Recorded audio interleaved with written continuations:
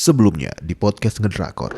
Yumi ini berada di another level gitu. Gue pas nonton ini tuh bener-bener ngerasa kayak bisa masuk ke dalam ceritanya banget gitu gara-gara sel ini. Kayak gue ngerasa 4 episode pertama ini gue dibuat sangat mengerti sekali sosok Yumi gitu. Tapi di saat yang sama gue juga merasa kayaknya gue juga butuh deh melakukan refleksi diri gitu loh. Kayak kira-kira hari ini sel mana nih ya yang bakalan bergejolak atau misalnya hari ini sel mana lagi ya yang akan mendominasi kayak gitu-gitu sih. Taking care of ourselves aja sih, lebih mengerti apa yang lo butuhkan dan apa yang lo gak suka gitu.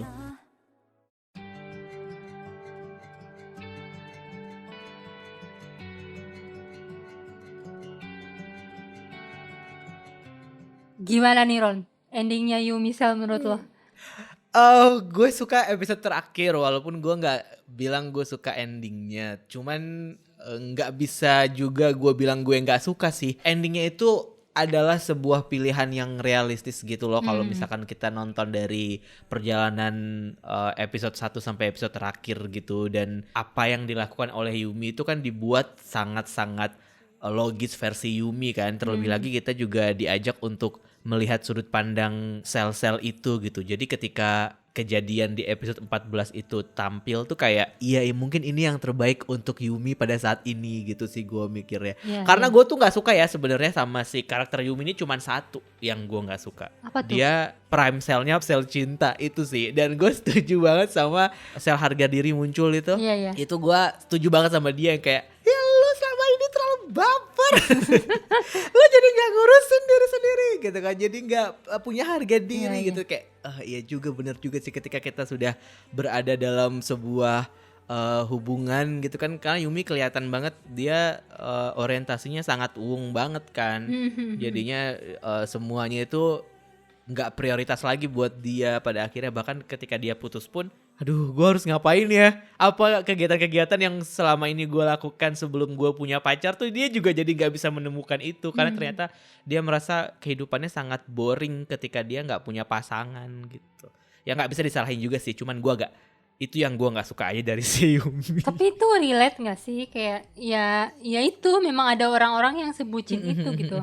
Maksudnya di sini beberapa kali kita lihat Wung ini tuh kayak mengecewakan Yumi kan. Cuman Yumi tuh terus aja walaupun dia sedih atau kecewa, ya ujung-ujungnya dia langsung balik lagi gitu, langsung bersikap seolah-olah yang gak ada apa-apa. Bahkan ketika puncaknya dia yang bener-bener habis dipanas-panasin sama si Seiyi yang di apartemennya Wung itu malam-malam, dia kan akhirnya ini kan melepaskan dalam tanda kutip harga dirinya untuk mau nemuin Wung duluan kan. Itu sih menurut gue kayak ya emang kelihatan banget dari awal tuh Yumi tuh segitu kuatnya cinta dia sama si Wung ini. Gue juga sebenarnya nggak menyalahkan kalau pada akhirnya Yumi menjadikan sel cinta itu adalah prime sel dia gitu. Karena kita kan berangkat dari cerita dia patah hati kan. Dan patah hati terakhirnya sampai dia ketemu sama Wung itu kan 3 tahun tuh jaraknya. Dan ketika di pacar yang sebelum Wung pun kita juga udah diliatin bahwa ternyata emang dia sededikasi itu sama pacarnya gitu. Jadi kayak kita udah dikasih penjelasan bahwa iya ini orang adalah prime cell-nya ya emang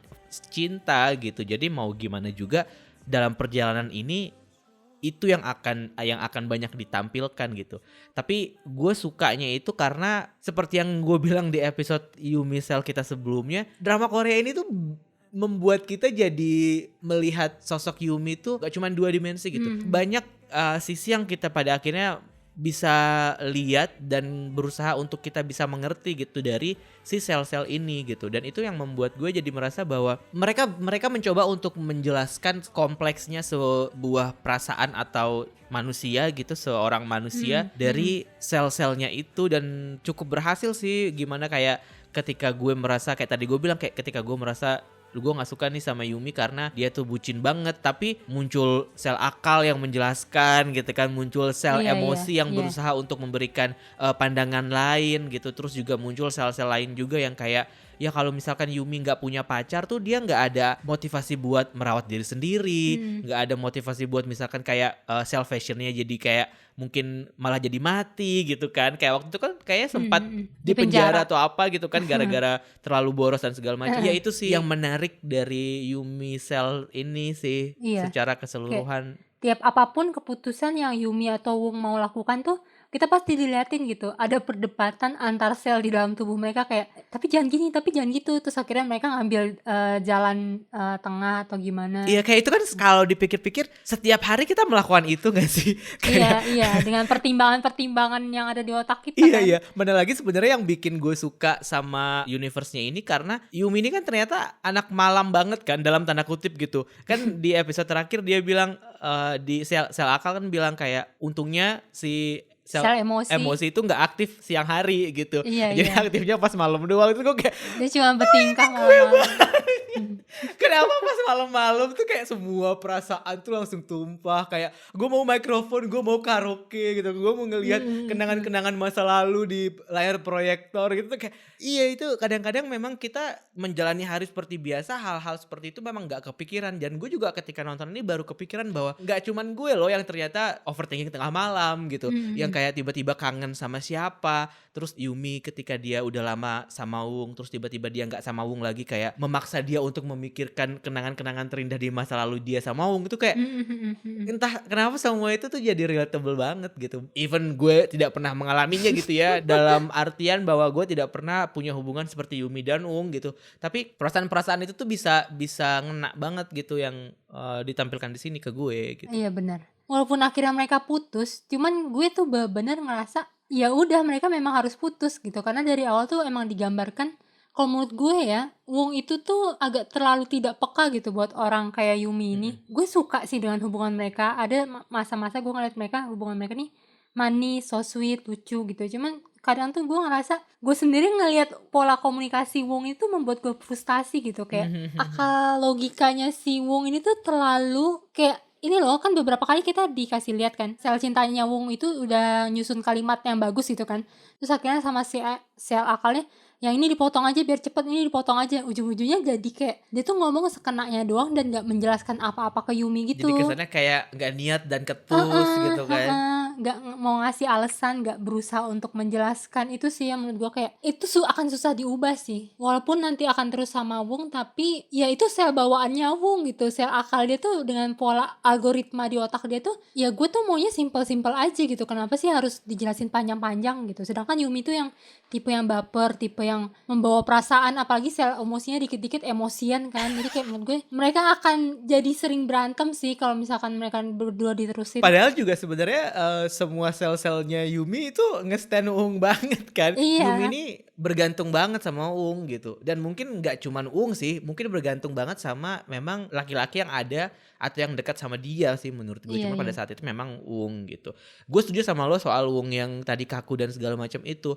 Cuman kayaknya memang waktu setahun buat pacaran itu memang mungkin gak cukup untuk bisa mengubah atau mengadaptasi bagaimana pribadinya Wung sama Yumi sih sebenarnya kalau menurut gue. Karena Wung tuh bisa berubah gitu ya, dalam artian bisa menyesuaikan gitu. Ketika dia sedang bersama Yumi tuh dia bisa menyesuaikan bahwa gue harus bersikap seperti ini, omongan gue harus kayak gini, nggak terlalu yang kaku dan segala macam. Karena toh pada akhirnya ketika mereka ketemu pun ada hal-hal yang Wung berusaha buat ubah kan, berusaha untuk buat mengimbangi supaya bisa sama Yumi gitu. Tapi mungkin memang kejadian-kejadian di antara itu yang membuat Wung juga merasa kayaknya kalau gue tidak jadi diri sendiri juga ya buat apa gitu sih menurut gue. Tapi itu sih yang juga jadi alasan putus yang gue rasa masuk akal juga sebenarnya.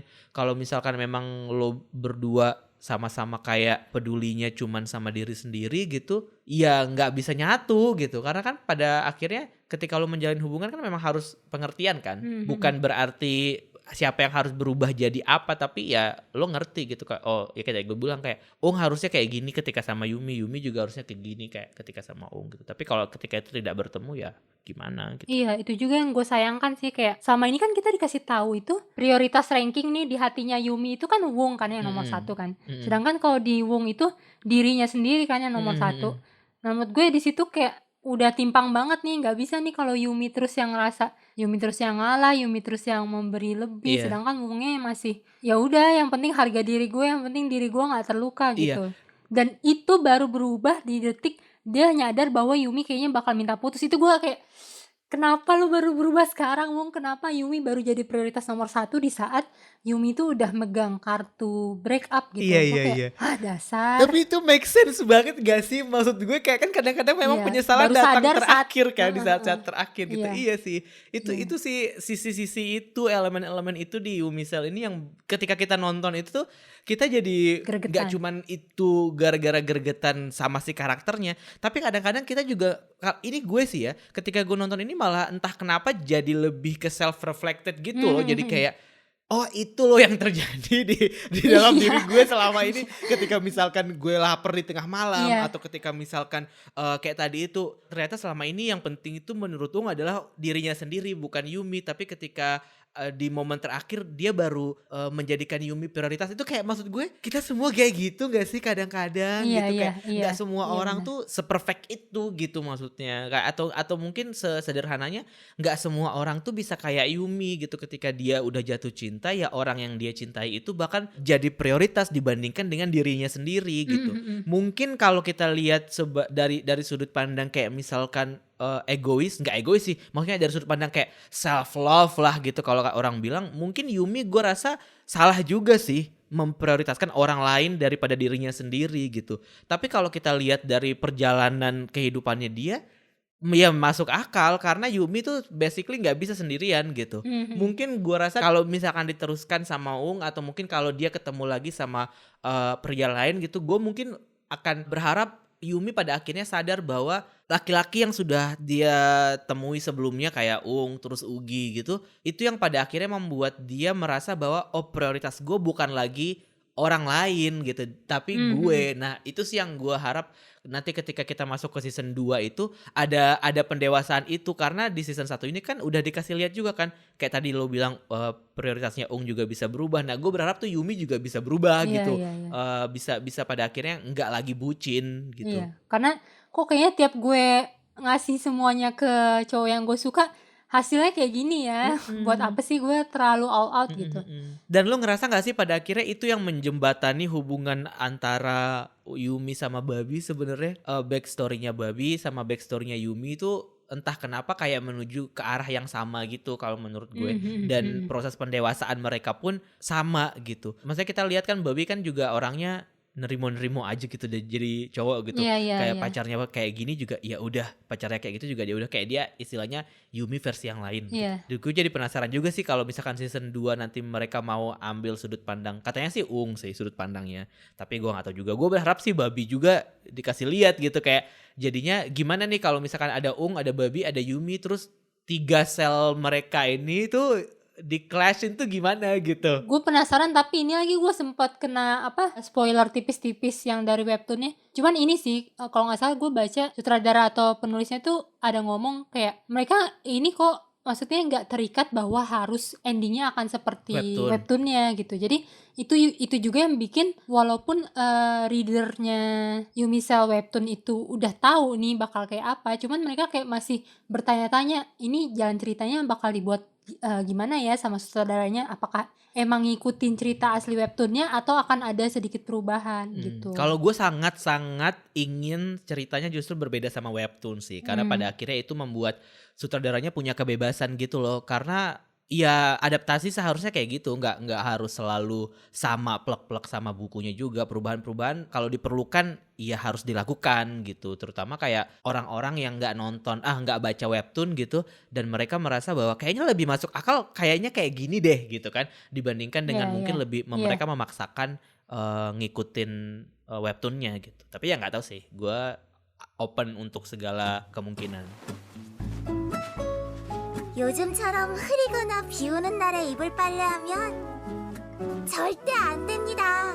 Yang gue baca-baca di luaran itu, menurut gue ada 3 opsi yang cukup memungkinkan nih buat ending season selanjutnya si Yumi ini.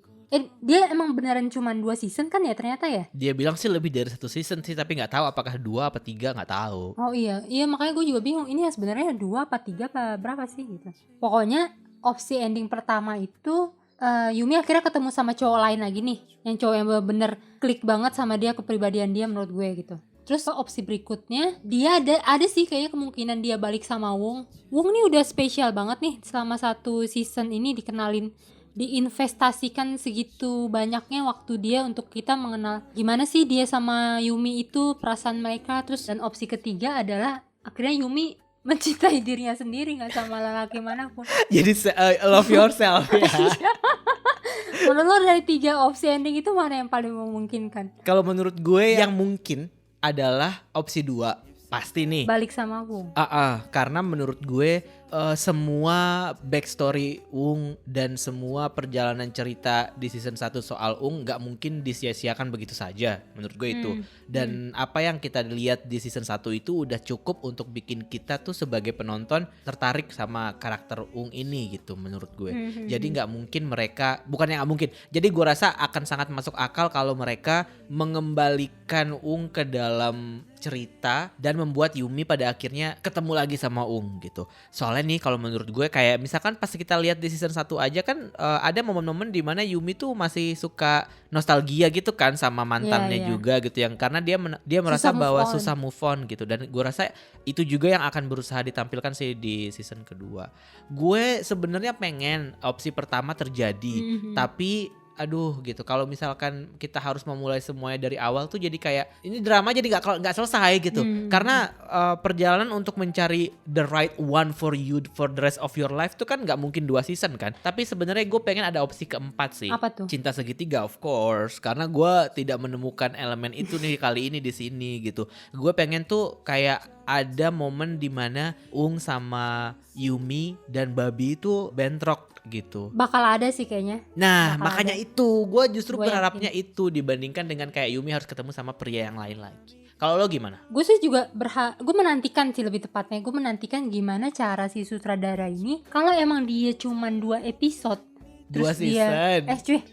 Kalau emang dia 2 season dan dia memutuskan untuk menjadikan Yumi dengan cowok lainnya lagi seperti yang ada di webtoon, itu gimana cara dia ngemasnya gitu. Iya. Maksud gue nih Wong aja sendiri dapat 1 season dia sendiri nih Wong. Terus nanti season berikutnya season 2 dibagi dong antara si Babi sama si cowok barunya lagi. Kayak waktunya terlalu dikit gak sih untuk kita ngeruting si cowok barunya lagi itu? Betul, mana lagi kan sebenarnya Yumi ini yang bisa dibilang setengah-setengah kan, satunya live action, satunya animasi gitu. Jadi kayak itu juga udah makan durasi banget tuh kita sebenarnya. Iya juga sih. Belum lagi gue juga yakin sih Wong tuh bakal balik lagi karena di ending episode kemarin itu kan kita masih dikasih misteri nih, kayak apa sih yang terjadi sebenarnya sama perusahaannya si Wong ini sampai dia kayak waktu itu cemas banget gitu loh waktu ngobrol sama si Louis itu kan, kayak entah investornya itu gagal atau gimana, gue gak ngerti deh. Cuman menurut gue kayaknya dia itu minta putus juga terpaksa, bukannya dia gak cinta Yumi lagi. Jadi menurut gue saat nanti mungkin kalau perusahaan dia udah stabil atau dia udah ngerasa menjadi lelaki yang layak, kemungkinan besar dia bakal ini lagi sih, berusaha kembali ke Yumi gitu. Iya, gue juga setuju sih sama itu. Kayak gue ngerasa juga sebenarnya Wong tuh nggak pengen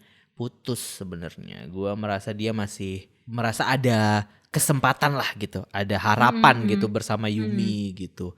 Makanya pas adegan mereka ngobrol berdua itu pun juga gue ngerasa si Wong itu memberikan kartu itu juga bukan sebagai sebuah keputusan sebenarnya, tapi dia justru memberikan pilihan gitu ke Yumi. Tapi akhirnya Yumi yang mutusin gitu. Tapi di sisi Yumi gue suka sih sama keputusan Yumi bahwa oke, ini memang hubungannya tidak bisa dipertahankan lagi. Karena mau gimana juga ya, gue tuh tetap setuju sama apa yang Sei bilang sih. Ketika di awal-awal kan dia bilang kayak cewek yang udah seumuran segitu nggak mungkin cuma mau pacaran doang gitu kan. Dia kan sempat bilang gitu kan, pasti dia pengennya nikah gitu kan. Topik itu kan yang jadi permasalahan antara Wung sama Yumi gitu. Yang bikin hubungan mereka juga akhirnya jadi goyah gitu. Antara apakah sebenarnya Wung ini ada plan menikahkah ataukah nggak ada gitu. Sementara Yumi di sisi lain tuh sangat pengen settle gitu. Awalnya mungkin dia merasa terancam gitu ya dengan teman-teman yang udah nikah. Terus ketika mantannya muncul, terus mantannya juga ngomongin pernikahan gitu. Gue ngerasa dia kayak berusaha untuk menyelamatkan harga diri dia sih. Tapi di saat yang sama dia bertindak bodoh. Gue bisa melihat kenapa adegan di pernikahan Nari itu tuh jadi sesuatu yang penting untuk dimasukkan ke dalam ensiklopedinya Yumi gitu loh. Karena memang itu tuh momennya bodoh menurut gue, dan ditekankan juga kan sama drama ini bahwa efek dari hari pernikahan Nari itu tuh ya sampai akhir gitu, sampai akhir season gitu. Karena emang sepenting itu momen itu dan sepenting itu kebodohan yang Yumi bikin. Gue merasa itu merusak timeline hidup dia sih momen itu menurut gue. Iya, makanya sel emosi kan sampai di penjara kan. Iya, makanya. Dan boneka itu kan langsung dikubur kan, boneka auto emosi itu kan langsung dikubur gitu. Itu momen terbodohnya Yumi sih menurut gue. Dia berusaha untuk nggak mau kalah dari mantannya itu, karena harusnya sebenarnya kalau misalkan dia nggak emosian gitu ya, atau pada saat itu sel akal yang lebih mendominasi gitu, atau paling nggak sel cinta deh yang lebih mendominasi pada saat itu, gue rasa mungkin dia tidak mengeluarkan statement itu sih yang kayak gue juga mau nikah kok, yang kayak gitu. Karena semua tuh bisa dipikirin loh Yumi, semua tuh bisa loh diomongin dulu atau nggak dipertimbangkan dulu. Toh juga selama ini kan dia selalu mempertimbangkan segala sesuatu tindakan dia kan. Iya, Tapi iya. emang nih gara-gara si cowok brengsek dari Gongjin ini sih. PDG. Anjir, dia trigger banget sih buat Yumi. Dan maksudnya gue tidak menyalahkan reaksi dia sih. Reaksi itu manusiawi banget sih. Gue ngerti kok Yum. Gue ngerti kok Yum. Lo gak pengen kelihatan kalah-kalah banget, gue ngerti kok. Tapi itu bodoh aja gitu.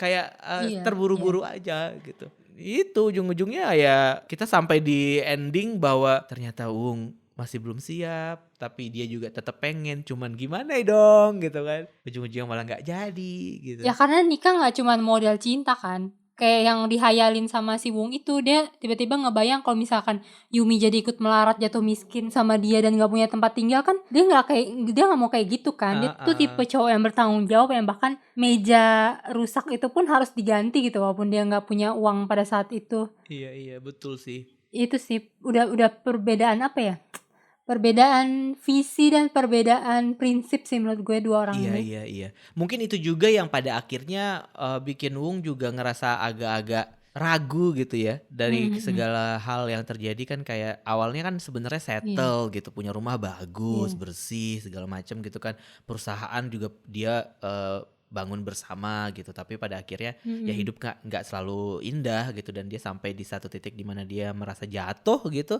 Dan itu yang menggoyahkan ini dia kali ya, kepercayaan diri dia. Iya, mungkin juga yang waktu ini aja dia nggak sanggup bayar uang mereka pas ini loh, mereka belanja bulanan bareng di supermarket. Terus Yuminya lagi pipis kan, terus Wung duluan nih yang ke kasir, ternyata kartu kreditnya nggak bisa. Bahkan untuk bayar itu aja dia udah gak sanggup, boro-boro mikir mau nikahin anak orang gitu. Iya betul juga sih. Tapi gue tuh agak relate juga sih sama itu. Kadang-kadang kan kita juga gak suka ya, misalnya, bukannya gak suka sih, gue gak tahu sih, gue gak suka sih. Atau mungkin orang yang gue perlakukan seperti ini akan gak suka sih gitu.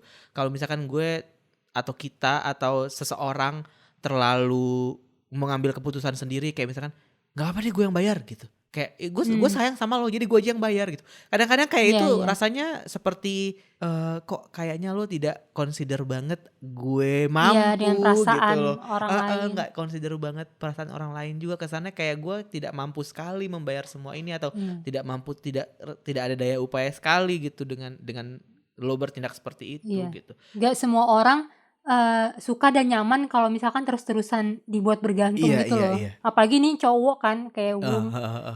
Kalau gue mungkin nyaman-nyaman aja sih, tapi mau sampai kapan gitu. Atau kadang-kadang kan juga, maksudnya gue kalau misalkan ada di posisi Yumi, gue nih Yumi sebenarnya kalau boleh jujur gitu kan. Gue kalau udah bucin banget gitu kan. Nah dia juga sudah tahu masalah ini gitu. Jadi kalau misalkan gue nonton Yumi ini kayak, iya gue kadang-kadang bisa memaklumi semua perbuatan Yumi itu sih. Tapi kayak tadi gue bilang, kalau nonton ini jadi self-reflected, gue jadi ngerasa kayak justru gue pengen Yumi itu gak kayak gue gitu. Kayak, jangan mengulangi kebodohan gue ini. Jangan gitu. Yumi, tolong jangan ulangi kebodohan gue ini gitu. Instead of kayak Yumi sebenarnya menggambarkan diri gue malah merasa atau berharap gue pengen Yumi jadi the best version of gue gitu. Tapi malah dia malah ya kayak gitu juga, aduh. Seringan itu loh, maksud gue sempat gak keep up kan. Terus tau-tau pas gue maraton, gue bisa terus-terusan tuh nonton tanpa ini, karena yang ngalir gitu aja gitu kisahnya. Gak bikin gue yang rasa berat kayak nonton drama lain atau gimana Dan sih. itu yang gue rasa membuat Yumi Cell ini nggak cukup satu season sih. Iya. Porsi animasi sama porsi live actionnya itu walaupun rasanya seperti dua hal yang berbeda atau terpisah, sebenarnya kan satu kesatuan gitu. Tapi entah kenapa gue merasa nggak cukup kalau memang cuman 14 episode doang ini gitu. Karena ada banyak hal yang ingin kita sebagai penonton lihat, dan ada banyak hal yang juga ingin tim produksinya itu tampilkan gitu.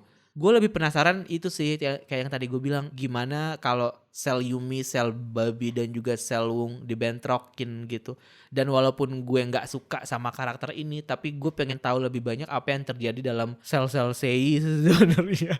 Kayak kenapa ada orang semenyebalkan itu? Apakah sel-selnya juga menyebalkan atau gimana? Karena kayak gue nggak bisa bilang gue tidak relate sama Sei. Gue malah merasa ada satu titik kayak gue adalah Sei gitu. Tapi gue pengen tahu apa sih yang sebenarnya terjadi di dalam sel-sel itu. Kenapa ada orang bisa semanipulatif itu gitu. Kenapa ada orang bisa semenyebalkan ini gitu. Iya, benar. Seperti gue berusaha mengenal diri gue sendiri dari sel-selnya Yumi, gue juga ingin berusaha mengenal diri gue sendiri dari sel-selnya Sei gitu. Kayak gue menyebalkan itu loh kadang-kadang. Gue seperti Sei ini loh kadang-kadang. Makanya gue pengen tahu apa sih yang terjadi dalam diri Sei ini gitu. Supaya gue juga bisa tahu, oh ini loh maksudnya. Ini loh alasannya kenapa sih Sei ini fuck itu gitu. Maksud gue kayak semenyebalkan itu. Iya, gue sebenarnya menantikan nih mana nih kapan selnya Sei muncul. Cuman sampai ending dia cuman sempat muncul bulletin boardnya doang. Iya, makanya. Selnya nggak pernah muncul. Apakah ada nggak sih menurut lo kesempatan kita akan melihat itu di season 2 atau pada akhirnya season 2 bakalan lebih ke fokus ya udah yang karakter-karakter yang sekarang aja gitu ya. Sei mati aja udah gitu. Kayaknya sulit deh, karena season 2 nanti kayaknya lebih bertabur dengan lelaki deh Yumi ini. Iya Terus sih, lagian ya. saya mau muncul jadi apa lagi, kan Yumi udah merelakan Wung. Gue yang gak rela kalau misalkan Sei jadian sama Wung. Gue juga nggak mau itu terjadi. Kayak itu tuh kayak jalan keluar yang paling, kalau nggak ada jalan keluar lain lagi nggak sih itu kayak udah urutan prioritas ke 100 nggak sih? Iya, kalau misalkan Wung pun gak sama Yumi gak apa-apa, cuman pokoknya asal jangan sama Sei aja. Jangan biarkan mimpi Sei terwujud. Iya, itu tuh kayak gak banget. Gue juga gak mau sih kalau Wung bakal sama Sei. Bener kata lo, kalau Wung gak sama Yumi justru lebih gak apa-apa dibandingkan dengan Wung gak sama Yumi tapi akhirnya jadi sama Sei gitu kan. Ih, nyebelin banget nih cewek. Tapi gue rasa yang sebel sama Sei bukan cuma lo sama gue ya sih. Kan? Kayaknya semua yang nonton Yumi pasti bakal sebel sih. Ya Karena dia kan? kayak parah sih, berlayer-layer tingkahnya. Sumpah. Bahkan temen gue juga ada yang bilang kayak mending Ruby kemana-mana kata dia gitu. Lah, Ruby sibuk dengan tingkah imutnya aja gitu. Kalau ini tuh bener-bener kayak dia berusaha membuat kita hancur gitu, berkeping-keping. Tapi nih kalau misalkan satu hari nauzubillah min zalik gitu ya, lo ketemu sama orang kayak Sei, kan gue udah merasa gue Sei nih. Nah kalau lo ketemu sama orang kayak Sei ini gimana? Apa yang akan lo lakukan, Nat? Gue itu cemburuan, tapi gue juga gak suka berantem gitu. Jadi gue kayak mending dari awal pilih deh, kalau mau sama gue lu harus menjauh dari dia, udah gitu. Iya, karena gue juga gak akan bisa berantem sama orang kayak Sei itu akan sangat menguras energi jiwa raga gue sih. Iya sih. Karena jadi adu manipulatif kan, ntar jatuhnya gue gak bisa. Tapi kan ini posisinya lo sebagai Yumi kan ceritanya. Kalau misalkan lo sebagai orang lain gitu, atau mungkin lo sebagai temennya Yumi. Gue ini sih akan berusaha kayak muji-muji kemesraan Yumi dan Wung sih, kayak supaya sengaja biar dia panas aja gitu kayak. Terdengar seperti lo sih. Iya ya. Kalian so sweet banget hari ini. Semalam habis ini ya berduaan ya atau apa biar dia panas terus pergi. Padahal shady ya sebenarnya, kayak buat manas-manasin aja gitu ya. Tapi gue suka sih cara itu. Gue suka sih kayak kita akan menyakiti dia bersama-sama. Iya. Rasakan kau Sei. Kalau gue pasti paling kayak gue akan nyari lo ya kayak nyebelin banget gak sih orang ini, Nat gitu, kayak apa ya? Gue akan ikut gibah. Iya, gue akan mengajak lo gibah dan gue akan ikut berkonspirasi dengan cara lo untuk menghancurkan dia gitu, yang kayak Iya. kayaknya gue pengen deh muji-muji Yumi sama Wung biar sakit hati. Oke Nat, gue ikut gitu. Kayak gue Iya. akan menjadi itu. Si Louis tuh terlalu nggak guna sih sebagai temennya Wu. Iya, dia nerd sih, dia Iya. namdosan sih.